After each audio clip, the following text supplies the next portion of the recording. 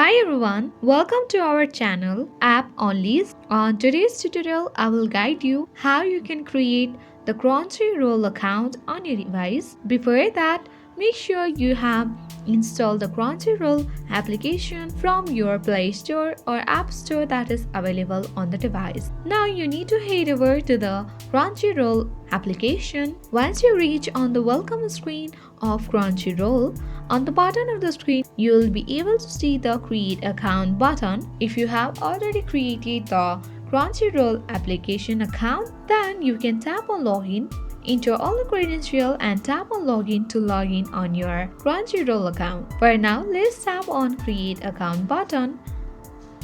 Here you need to enter your email and the password. Once you have entered the credential on this page, you can tap on the I like button on the password section and recheck your password again. If you want to get all the latest Crunchyroll info, offers and news, then you can simply tap on this small box and now tap on Create Account button. If you want Crunchyroll Premium, then you can tap on Subscribe with Free Trial, or you can tap on Skip for now if you don't want.